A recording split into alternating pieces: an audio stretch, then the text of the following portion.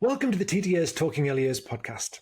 Each week we'll be joined by educational experts from across the globe offering exclusive insights, inspiration and guidance to help practitioners unlock the potential for learning in the early years.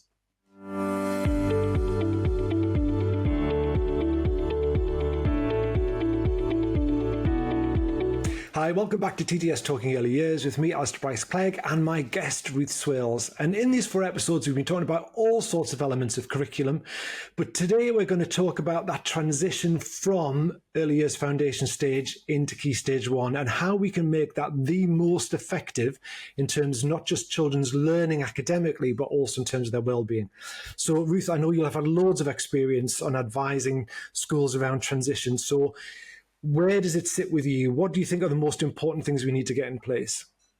I think it's really important to look at it from the perspective of the children. And often where I start when I'm working with teachers and schools and settings is thinking about how you feel when you are moving, for example, to a new job. And what kind of things you worry about, and get people to relate it to that, because that's kind of what it's like for young children, isn't it? So there's a familiarity about it. You know, so say I'm a teacher and I'm going to a new school, and I know about teaching because I've been doing teaching, so that's quite familiar. But actually, every school is different, every community is different. So they're the things that I get concerned about, and I get people to think and reflect on, you know, what are the things you worry about the night before? And it's usually stuff like, you know, where do I park my car? You know, I don't want to upset the head teacher and park in the parking space. You know, where do I sit in the staff room? What are the routines? What are the expectations? And I think if we think about it from that perspective and how long it takes us to feel like we've really settled into a space, that can really help people to think about what's it like for me as a child to move from this very familiar, comfortable place into somewhere that I know a little bit about because it's only down the corridor, but is actually totally different. So starting with the child is really important, but also thinking about how do we maintain some familiarity? We know that transition works better when it's a process rather than an event, and when those changes are gradual rather than a cliff edge. And I think, you know, transition starts early. In lots of schools, it gets left till the kind of second half of the summer term. And again, to take on your kind of new job analogy, you can go for an interview, you can meet your interviewers who are going to be your colleagues and think, oh, they were really lovely. So again, if somebody comes and does 2 story swaps, they might be like really gorgeous, you know, new year 1 teacher, but that's not the same as forging a relationship or feeling comfortable. And I get that for schools, you know, both you and I being head teachers, it's difficult because you don't always know who's going to be until the second half of, you know, the summer term. But the transfer window's over, isn't it? Which is today, isn't it? The last day notice it. But I think there are things we can do around routine, space. Those things, the person is the most important thing, but if you can't guarantee who that person's going to be, then if you know that your early years children are really familiar with where they're going to, how it's going to work, but also trying to make year 1, especially the very beginning of the year, as similar to the end of foundation stage as you can possibly make it, as opposed to saying, well, you're in big school now, so now we've got playtimes and assemblies and PE time and swimming time, whatever it may be, and suddenly you've got lots and lots of things that are different. For some children, they will walk in and they'll be like, fine, absolutely ready for it. But there are lots who either mask their anxiety or that anxiety will make itself apparent either through their disengagement or their behaviour. And it's often not down to the member of staff. You can be gorgeous and very good at your job. It's about how those children are feeling about being in that space. It's, change is always, it induces anxiety in us as adults. And if we think about it, as mature adults, we have a wealth of experiences to draw upon that reminds us that actually, you know, I've done this before and I've been okay and I've got through it and it will get easier. When you are very, very young, you have fewer of those experiences, you know, and this time last year when you were first starting reception, that's a lifetime ago. You probably can't really remember what that felt like. So it's very difficult because what we do is we draw on prior experiences. And I do think as teachers, we can do that. So we can talk to the children. And I know I mentioned this in the last episode about being explicit with children and saying to them, you know, so you probably remember that when you first started started school, you felt a bit worried about things, and it was fine, wasn't it? And so, it's going to be a bit like that. We shouldn't shy away from it. But actually, there are lots of things that and I think it's important that we give children almost pegs to hang things on, something familiar. So we can't replicate foundation stage, nor should we, because that wouldn't be moving children on. But what we can do, and what I encourage people to do, is look for the things that children are really keen on and enjoy in the classroom. So an example would be my wonderful colleague Helen Tate, who I worked with for many years, talked about a little girl that was absolutely, totally confident in foundation stage, went for her first transition day visit, and she saw her in the supermarket. This little girl burst into tears when she said to her, how's your day? And she cried. She said, oh, crikey. And it was because this little girl absolutely loved being in the art and creative area, and there wasn't one in foundation stage. And it's about looking and seeing, where are my children going? And is that something that I can take and put in the year one classroom? So there's some degree of familiarity. So there's something there that I know I enjoy. It isn't about keeping it all year. It's about making sure that transition is as smooth and seamless as possible, because actually we all want children to come in and be keen to come in and enjoy what they're doing. And if that means that we have to adapt our practice for a few weeks, a few months, whatever it is, then that's got to be better than having children coming in who are anxious. We all know that when we're not feeling secure, that's when we struggle, isn't it? As adults, if I'm having a bad day or if I've got something that's worrying me at home, it's harder to concentrate on work. It's no different for children. I think we've talked in previous episodes about that social and emotional development for children, and it's worth investing a period of time at the beginning of any year group, especially a transition out of early years into Key Stage 1, in that I think people sometimes worry in year one, especially if you've got that thing where you've got your results of your early learning goals and the children have had like a couple of weeks at the end of term where they've done things, then 5 weeks off, and then suddenly you've got these children sitting in front of you who don't look like they do on paper. And you can have a little bit of panic as a year one teacher and think, right, I need to get them back up to where they were. But actually, as you've just said, if you're not emotionally secure and invested, you're very unlikely to be academically invested. So it's worth spending time to really get to know your class and really do it on a personal level. And that will be a really good foundation for taking that academic learning on further. Absolutely, and these children don't morph into different creatures over the 6-month holiday. They don't sort of leave the reception classroom and have this transformation. We need to remember that some of these children are only just 5 and will have only just turned 5 over the summer. They won't have had any time in foundation when they were 5. Your late July, your August borns haven't been 5 for very long at all. And we need to remember what's developmentally appropriate. And I do think that sometimes it's worth just going back and having a look at what's in the national curriculum, because I think sometimes, people are surprised and try and cram perhaps more in than they need to. Yeah. And I'm a big fan of doing less and doing it well, and thinking about the fact that we have a whole year to do this. And I know I was a year one teacher for many years. I taught mixed reception year one classes. I taught mixed reception year 1, year 2 classes. And I know that panic. You look at the children and you this is where I've got to get them to. But it's important. You've got to have an endpoint in mind, but you've got to remember that they are at the start of the year 1 journey.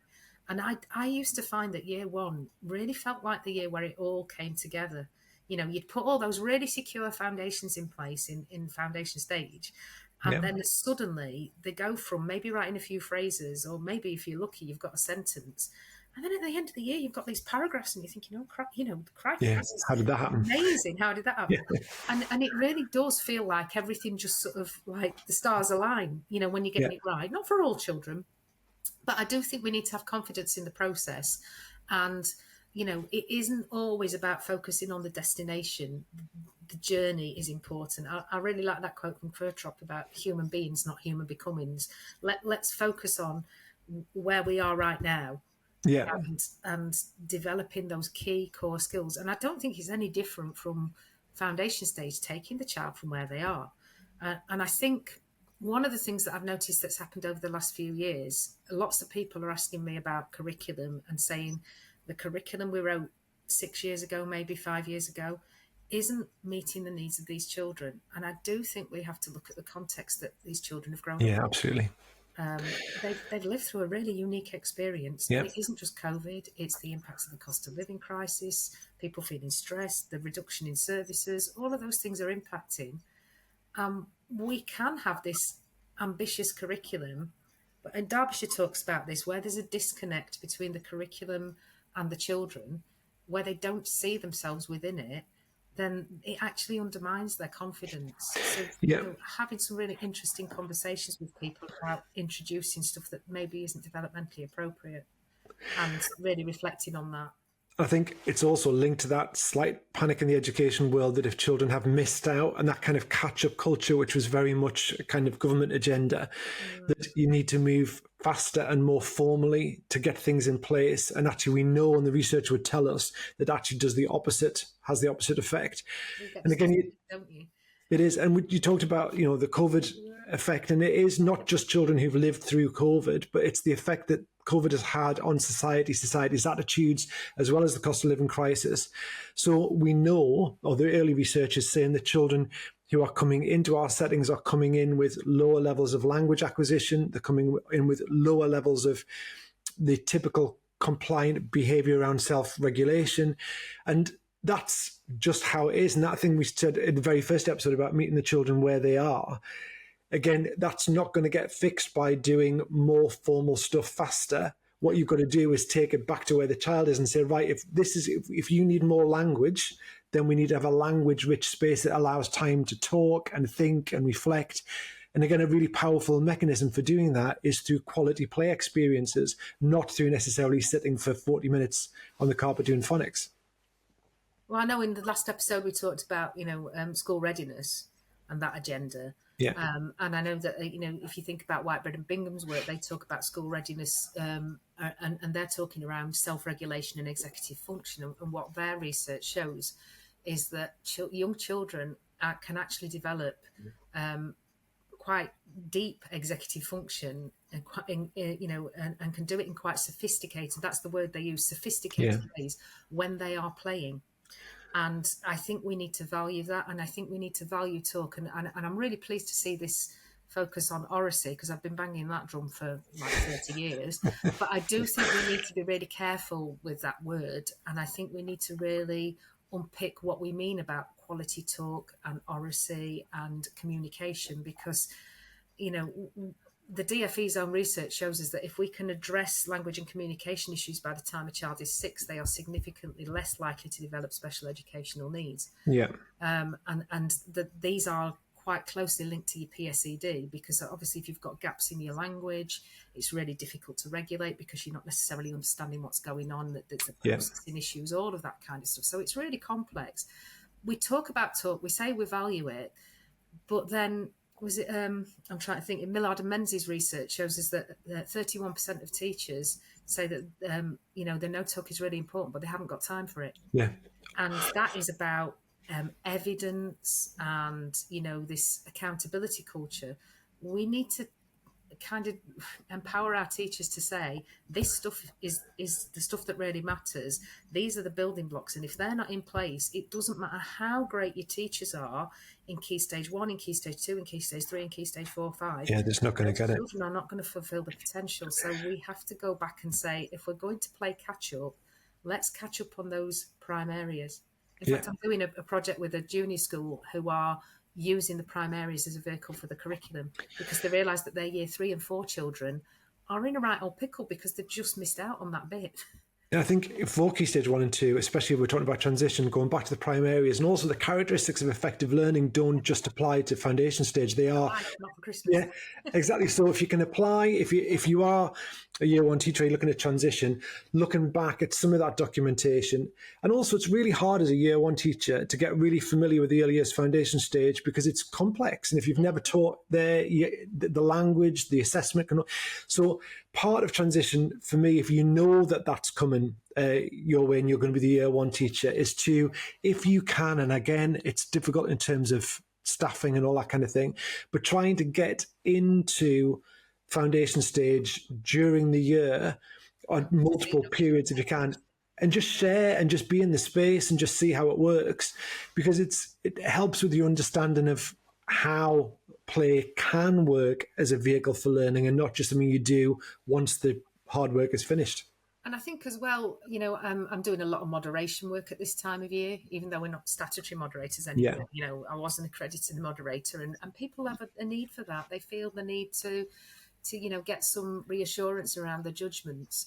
And one of the things that I always encouraged as a head, but also I used to do as a foundation leader, was if there were any children who I would talk about being cuspy, they're not quite sure, I would make that decision in conjunction with the year one teacher, and I'd say, this is what I'm seeing with the child, come and see it. This is what I'm thinking. But that was skilling them up to see that actually the goal isn't about what you want. This is a statutory goal. This is what it says. So they may well come through as expected. And you might think, well, that's not where I expect them to be, but this is what the goal says, and this is what I'm seeing, and this is what the expectation is at the end of foundation stage. So there's a two-way thing going on there. There's that dialogue that's starting around the child, but there's also skilling people up to understand that the two curricula are different. They're not meant to marry up. Yeah. Even though people keep trying to do it, the reason we have a foundation stage is because these children are different. And actually, I would argue, and I know Wales have done this, and I know Scotland are moving towards this. In most of the rest of the developed world, we keep that play-based learning going for far longer than we do in the UK, and the outcomes are better in the long term. I've said the UK, I mean England. Yeah. I think we need to look at that, and I'm kind of hopeful that might be on the agenda going forward, if and when we get a new government. Maybe if the change of government, yeah. I mean, I don't want to pin too much on the possibility of what a potential new government might do, but and it's a catalyst for change. And I think, again, all the research, and you and I know from experience and from what happens in places like Wales, that when we talk about play-based learning in year 2, it's not about saying it's going to be like a reception class just with year 2 children in it. It's that idea of what is play, and again we talked about that in the very first episode. You could unpick that for ages. What do we mean by the different levels of play? But it's what a playful approach to learning does in terms of giving children's brains that opportunity to work in a multifaceted way, establish all those kind of synaptial connections that doesn't happen when you're sitting listening to an adult or you're sitting doing a word search. And it's that builds on those dispositions for learning that's really powerful. But again, I think in further through in Key Stage 1, Key Stage 2, there's been no room made for play. So people who do have play in their spaces tend to be fighting against the tide. Yeah, and I think it needs some very careful thought because, as you say, unless you've been fortunate enough to have a background in child development, I studied, children aged 3 to 7. That was what we did, so I knew about child development, and I still didn't know enough. I'm constantly learning. But if you, for example, trained, I know some ITT is very much, 5 to 11. You may have trained as a Key Stage 2 teacher. Why would you know about Exactly? And so what then happens is, if people then say you need to be playing with children, if I don't have that really deep understanding, I can probably go into a bit of a panic as a teacher and think, well, what does that mean? And then sometimes what happens is we get what I'd call superficial stuff, which is actually not as high quality. It's almost going backwards from foundation stage where children have had this really good high quality play. So there's a lot of conversations that need to happen there between the foundation team and the year 1 team about what play is, what play isn't, some real skilling up, some real understanding, maybe some CPD around what an effective environment looks like, what's the purpose of the environment, what that might look like in year 1. And all of that takes investment. But I would argue that it pays off, because what you then get is this seamless transition. Yeah. And the children are settled, and we don't get this cliff edge where quite a lot of people, certainly in one local authority I worked in, we were called into lots of schools in as advisors in year 1 classrooms, where children who had been fine, absolutely fine, and had got all the GLD in foundation stage, were suddenly presenting these really worrying behaviours in year 1. And then we looked at timetables, and it went from being, very much foundation based to, almost like upper Key Stage 2, just like that. And these children, were almost, when you opened the doors for them to go outside at playtime, it was literally like popping the cork on a bottle of champagne. They were fizzing. Yeah. And I thought, well, you've just completely turned the world upside down. And it was coming from a good place. These teachers, we've got to be year one ready. Nobody does it to be difficult. I think we need to be really mindful of the fact that it is really hard. It's really, really hard because everybody's under pressure. Everybody wants to get it right. You've got 101 different people. Myself, you've got your school improvement advisor, you've got your literacy leader, you've got your phonics consultant, you've got your maths consultant. All of them are putting you under pressure, maybe, and you want to do the best for children. And there are all these messages. So finding your way through that is really tricky. And I think we always have to keep coming back to the children. What is it like to be a child? When I did my Ofsted training, that was one of the first things that they told us as inspectors. What is it like to be a child in this classroom? And I think that's what we have to start with. What is it like to be a child in this transition process? How can we make it as seamless as possible? And I often tell the story of a school that I work with where they pretty much replicated foundation stage because the children had such complex things going on in the background. Yeah, that's what they needed. And we had a series of timetables because the head teacher quite rightly said to me, I cannot, in good faith, put these children into a year one and just crack on because it's going to be terrible and we're going to be looking at exclusions because it just won't work. So we had a series of timetables where it became progressively more like year one. And in the middle of that, they were Ofsteded. And I remember the head rang me up and said, I've put my trust in you, Ruth. I hope it's okay. And I was like, yeah, it's going to be fine. And I'm thinking, so do I, because you never quite know where the inspector's going to get it. True. But I did know the inspector and had worked with him before. And I thought, I think he will.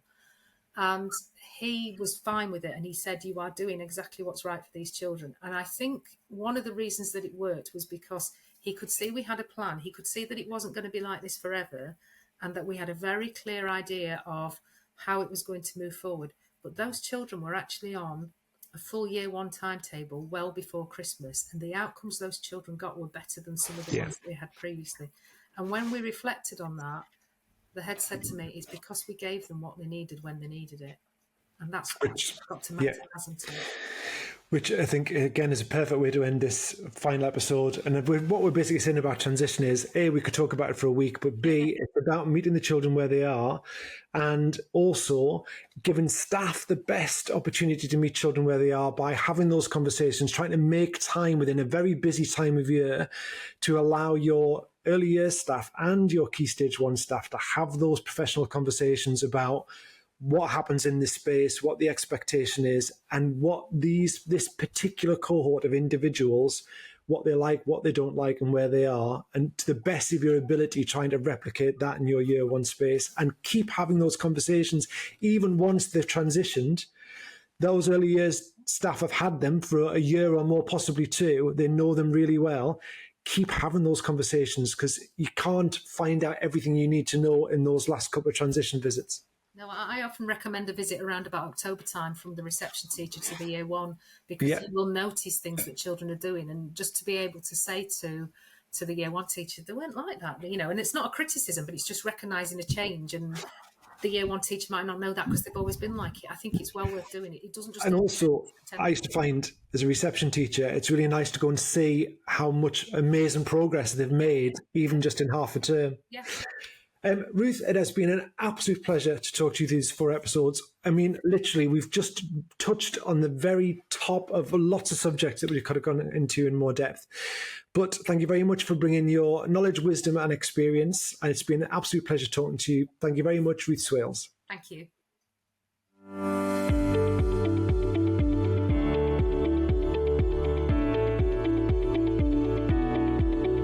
I would just like to say a huge thank you to our guest today, Ruth, for joining us and providing such valuable insights. You've been listening to the TDS Talking Early Years podcast with me, Alistair Bryce-Clegg, and my guest, Ruth Swailes. Now, if you've been inspired by our conversation today, then don't forget you can sign up via the link in our episode notes to be the first to hear about future episodes and access exclusive follow-up content. This includes ideas for your setting and lots of links to relevant resources.